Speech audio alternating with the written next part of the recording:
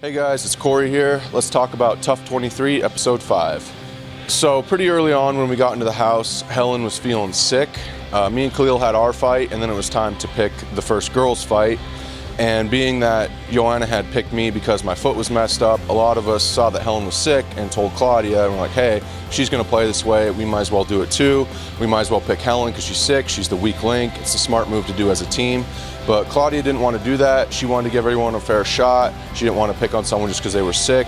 And I think she also did it just to separate herself from Joanna and make that distinction that Joanna is one person who does her things her way and Claudia does things her way.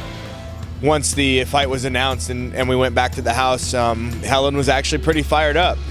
She was ready to go out there and give it her best. She kept saying how she wouldn't lose, how she is not walking out of the cage without her hand being raised and things like that. So it was definitely a different Helen that we'd seen in the beginning.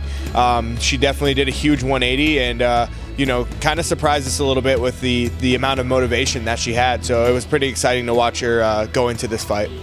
So it's a pretty standard grappler versus striker match. Lance wants to keep it on the feet. Helen wants to get to the ground. Helen's got good jiu-jitsu.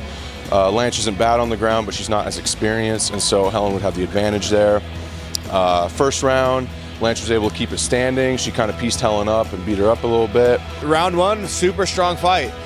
Helen, she looked good. I think that she struggled a little bit with the distance and Lanchana's length.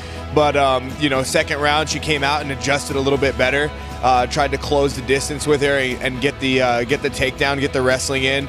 I definitely remember her being able to get launched down and mount. And at that point, I thought the fight was over. I thought she would be able to finish Lanchana from mount, but Lanchana's very strong. She's very durable. She was able to overcome that. We get to the third round, come out the same thing. Helen's definitely trying to get to the ground. Lance wants to keep it standing. And Lance was able to keep it standing for most of the round, and she had success on her feet and definitely did more damage. She took the decision, as we all expected. Pretty much went the way that we had game planned, other than Lance being stuck under mount for a little while. But other than that, everything went good. She didn't really take a whole lot of damage, and she's good to go. So on this week's episode, we saw some family issues going on with Abdel, which is completely understandable. Being in the house is not something that's very easy.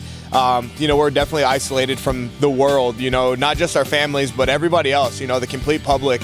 The only people that we have are, each other in the UFC crew. So, not being able to talk to a wife or a fiance or even kids, like some of the guys in the room had kids. Two of the guys had babies on the way. Their wives are pregnant. They don't know how far along they are, if the wives are okay, if the babies are okay. So I'm sure that that's a very stressful situation to be in. Because there's 16 of us locked in the house with no communication whatsoever with the outside world. We have no phones, we have no TV, we have no internet, we have no nothing. We don't know what's going on out there. We don't talk to our family, our friends. There could be anything happening with them and we would have no idea. There could be like wars started and we wouldn't know anything about it. We're just completely cut off. So it kind of affected some people, I think. Some people had more issues with it than others, just being away from family and friends and not being able to talk to them.